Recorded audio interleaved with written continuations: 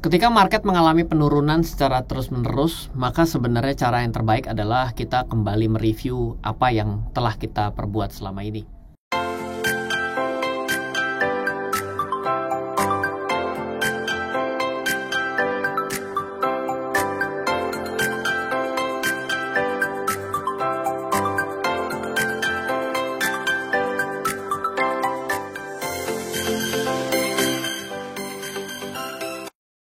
Seperti yang saya bahas pada video sebelumnya, bahwa market sedang mengalami penurunan dan juga kembali mengalami penyesuaian atau adjustment setelah Amerika kembali melakukan kenaikan suku bunga secara agresif akibat dari inflasi. Dan kalau misalnya Anda tertinggal dari apa yang kita bahas di video sebelumnya, silahkan coba cek lagi untuk materi pada hari Selasa lalu. Dan pada video kali ini, sesuai dengan janji saya pada video hari Selasa, bagaimana langkah yang harus kita lakukan dalam kita melakukan investasi. Dan fokus pada video kali ini adalah strategi investasi 3 tahunan pada saat saham mengalami penurunan atau market mengalami penurunan secara drastis.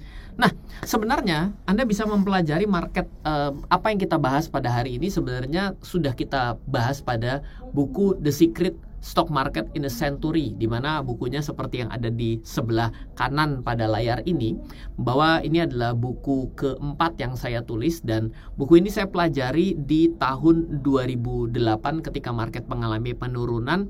Apa sih yang harus kita lakukan? Dan pada video kali ini saya akan kembali mention secara sebagian daripada buku ini agar kita bisa sama-sama mempelajari korelasinya dengan yang tengah terjadi pada saat tahun 2022.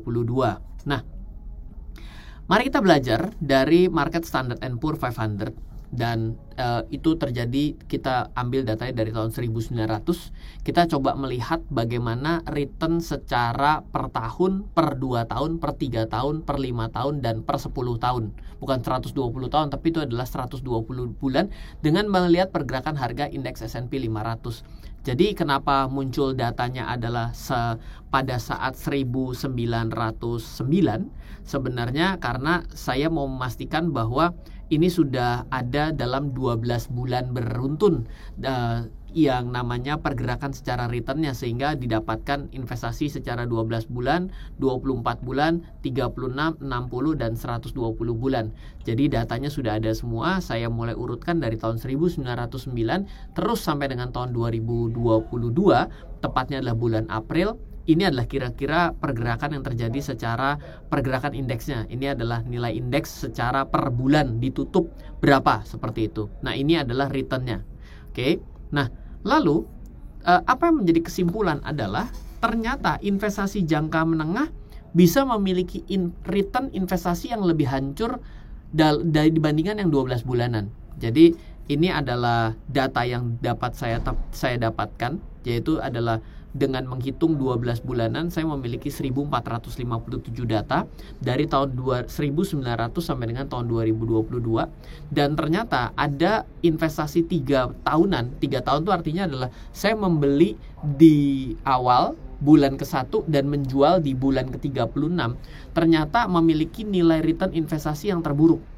Dan ternyata juga dalam kita berinvestasi saham pada stock market, andaikan S&P 500 yang kita beli, ternyata investasi untuk 10 tahunan itu adalah yang memiliki potensial return paling negatif paling kecil.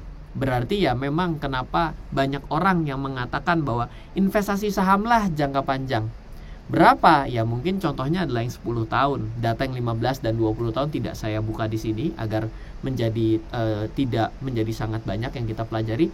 Namun jangan kaget buat Anda yang berinvestasi mungkin 3 tahunan Anda mendapati return yang babak belur. Karena apa? Karena berdasarkan data ini saja ternyata return investasi 3 tahunan itu yang punya potensial negatif return paling besar. Dan ini juga berarti mungkin saja ada orang yang investasi pada angkatan corona tahun 2020 dan video ini dibuat 2022, artinya memasuki tahun kedua dan menuju tahun ketiga. Dan jangan heran kalau ternyata Anda justru bukan untung tapi mengalami kerugian. Jangan heran. Oke.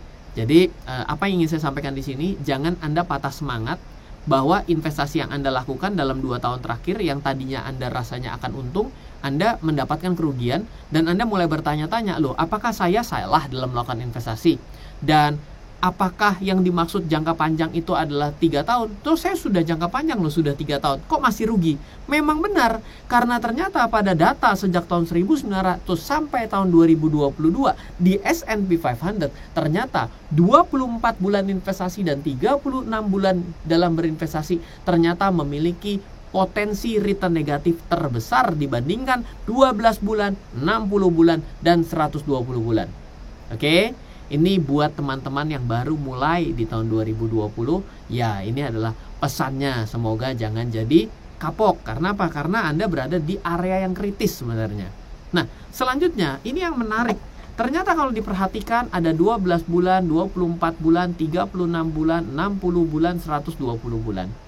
Dan kalau kita perhatikan juga dari data persentil itu kan artinya misalnya 100 data, persentil itu kan berarti bila 10% berarti kan datanya itu kan setiap 10 kita monitor. Ternyata dari yang kita perhatikan di sini, nilai dari 36 bulan walaupun memberikan return yang negatif paling besar, ini adalah orang-orang statistik tapi saya tahu materi ini agak sulit, nggak apa-apa. Kenapa? Karena kalau orang mau untung harus belajar. Kalau orang mau untungnya hoki-hokian, dia bukan lagi investasi, tapi lebih banyak spekulasi. Berarti bukan lagi investasi, tapi gayanya penjudi, tapi tengah berinvestasi. Artinya kita mesti paham nih apa yang kita lakukan. Nah, jadi yang menarik adalah di sini, ternyata dalam waktu jangka panjang, di 120 bulan, kurang dari 10% itu yang menghasilkan nilai return negatif. Karena ternyata di persentil 10% aja itu nilainya sudah returnnya dapat 40%. Berarti potensi untuk rugi dalam jangka panjang investasi 10 tahunan itu kurang dari 10% dari total 1349 data. Sedangkan ketika kita membawa ke 60 bulan, ternyata untuk data 10% dari 1409 itu masih aja memberikan return negatif, yaitu minus 1,5. Sedangkan kalau untuk yang 36 bulan itu memberikan return negatif sebesar 9%. Dan untuk 24 bulan 12%. Yang menarik adalah 12 bulan dan 24 bulan potensi Anda untuk negatif return dalam investasi itu ada sampai dengan persentil yang ke 20%. Boleh dibilang dari 1457 data, 20%-nya mengalami kerugian. Baik di 12 bulan dan 24 bulan. Baru tidak di 30% dan 30% ke atas. Jadi buat orang yang investasi 1 atau 2 tahun pada sektor saham, mau membeli apapun, andaikan indeks bisa dibeli, ternyata memang investasi 1 tahun dan 2 tahun ini memang memiliki risiko jauh lebih tinggi. Susah kan? Banyak yang tidak bisa jelaskan kan? Kenapa investasi saham disarankan jangka panjang? Karena melihat data seperti ini, menjadi lebih kecil kemungkinan terjadinya rugi adalah setelah 5 tahun dan bahkan 10 tahun. Terbukti pada data ini. Dari 1900 loh, bukan baru kemarin data ini. Oke, tapi return negatif terbesar datangnya di tahun ketiga. Oke, selanjutnya adalah kita akan fokus yang 36 di video kali ini. Investasi yang paling ancur ternyata dalam pelajaran adalah di tahun 1930. Oke, 1930-an. Dengan return investasi paling besar, return negatifnya 79%. Minusnya di tahun 1932. Jadi ada orang yang membeli 36 bulan yang lalu dan akhirnya dijual di tahun 1932 di bulan 6, itu jontor paling besar yaitu 79% dan bulan 5. Oke. Yang ancur terdekat untuk investasi 3 tahunan adalah tahun 2002. Jadi kalau misalnya nanya, oke, itu kan sudah masa lalu, jangan dilihat-lihat tahun 1900-an dong, lain dulu, lain sekarang, lain lubuk, lain ilalang, boleh, gak apa-apa. Yang ancur terdekat adalah tahun 2002, di mana return negatif itu terjadi paling gede di 2003. Jadi ini seperti orang-orang yang berinvestasi 3 tahun yang lalu di tahun 2000. Ini kan terjadinya namanya bubble.com ya. Bubble.com-nya meledaknya tahun 2000-an gitu ya. Dan 2003 return negatif paling besar. Oke. Return negatif paling besar. Jadi paling rugi ibaratnya gitu ya. Nah, terus mari kita coba lihat lagi dari tahun 1900 ke tahun 1950 ya. Ini adalah chartnya. Jadi boleh dibilang di bagian ini nih ada orang yang harus masa penantiannya nunggu break even di sini. Ya, ini kapan? Oke, kita lihat ya. buy di 1929, BEP di 1944. Jadi ini ke sini itu adalah beli di sini, itu pulangnya modal di sini 1944. Berarti lebih dari 10 tahun ya. Parah nih gitu ya. Penurunan terparah adalah 1929 bulan 8 menuju 1932 bulan 5, minusnya 72%. Jadi ini adalah penurunan terparah ya. Dan break even dengan nilai yang sama seperti dia beli di 1929 bulan 8 adalah 1944 bulan 11. Jadi di sini. Oke, jadi jangan kaget kalau udah rugi, kembali modalnya lama. Dengan satu catatan, kalau kamu tidak melakukan apapun, ya. Jadi hanya lihat, merenungi nasib. Nah, orang-orang yang kayak begini nih balik modalnya lama. Oke. Nah, turunnya berapa lama ya recovery-nya? Jadi 1929 turun dari bulan 8 sampai 1932 bulan 5. Recovery itu 1932 bulan 5 sampai 1944 bulan 11. Sampai bulannya nih kita hitung. Nah, sekarang kita mau coba melakukan simulasi dengan 4 strategi. Strategi pertama, keep buy dengan nominal yang sama selama bear market. Jadi, bila kamu bertemu dalam keadaan bear market, market yang sedang turun, dengan logika kita adalah 1929 ke 1932. Dan kita itu katanya adalah gerakan nabung saham yang membeli secara berkala, yang kata orang biasa disebut dollar cost average karena mengeluarkan nominal yang sama, atau membeli dengan jumlah saham yang sama nominalnya, mungkin itu disebut dengan strategi yang pertama. Oke, ternyata metode ini merugi terus sampai dengan 37 bulan ke depan. Jadi strategi seperti ini dilakukan itu baru break even itu di bulan ke-37 menuju ke-38. Ya lumayan ya, lumayan. Kenapa? Daripada Anda nunggu di 1932 ke 1944, bener dong? Ayo, lebih pilih mana? Rugi puluhan tahun atau rugi 3 tahun? Break even mulai tahun ketiga. Lumayan toh? Turun dari 29 ke 32, kembali di 32 menuju 35. Lumayan, betul? Berarti strategi ke-1 ini adalah pesan moralnya untuk keep invest selama turun. Oke. Selama jelas saham yang dibeli, selama jelas bahwa itu indeks, oke.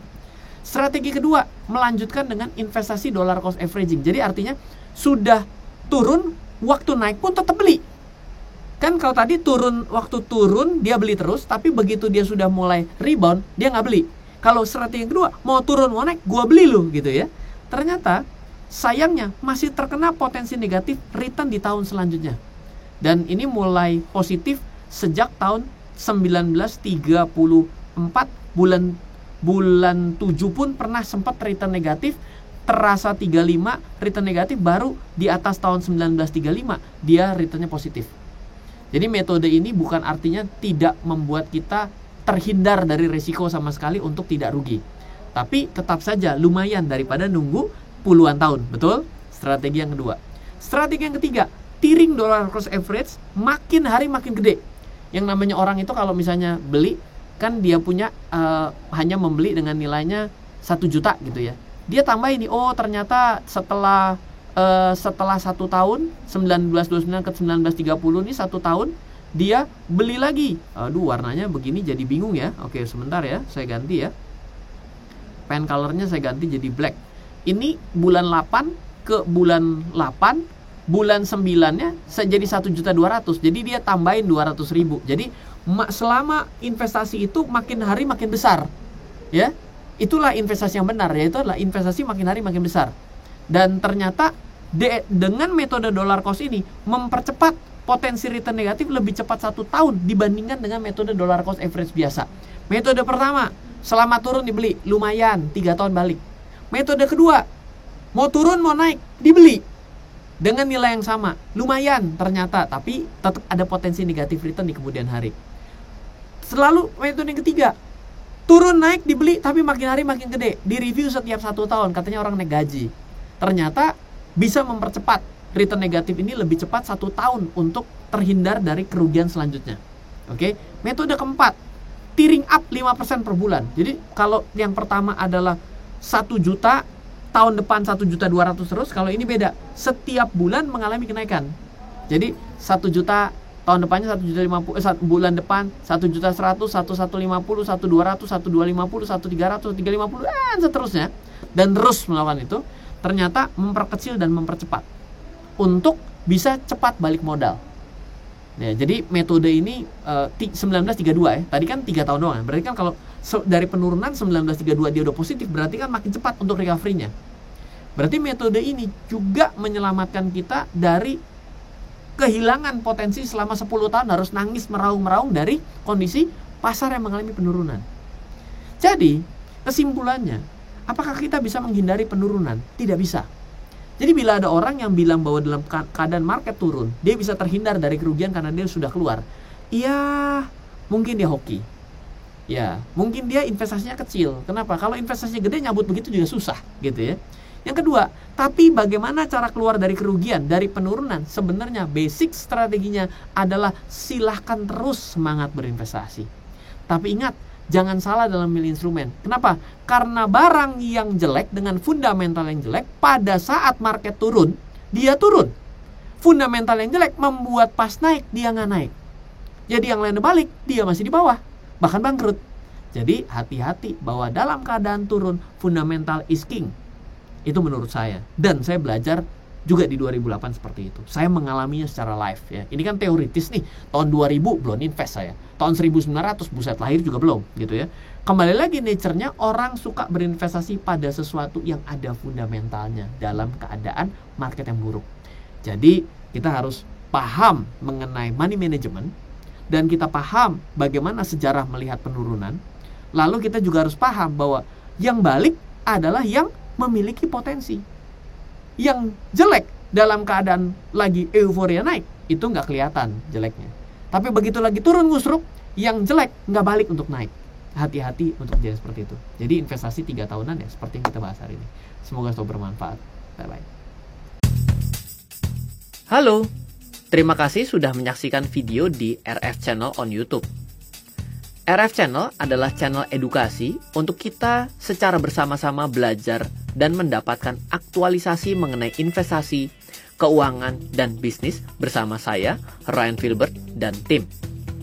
Add nomor WhatsApp saya di 0895 07 08 0789 0895 07 08 0789. Download aplikasi MyRF di Android atau iOS untuk mendapatkan artikel dan tema-tema khusus mengenai edukasi investasi, keuangan, dan bisnis pada aplikasi MyRF sekarang juga. Setiap bulan, saya bersama dengan tim memiliki kelas, mulai dari belajar trading dengan analisa teknikal, yang strateginya bisa Anda terapkan pada seluruh market, mulai dari saham, forex, hingga cryptocurrency, atau kelas investasi saham bernama Fundamental Camp. Untuk mengetahui kelas lainnya dan bertanya mengenai kelas, hubungi tim sekarang juga di 0852 882 6187. Sekali lagi, 0852 882 6187. Semoga terus bermanfaat. Dari saya Ryan Filbert, salam investasi untuk Indonesia.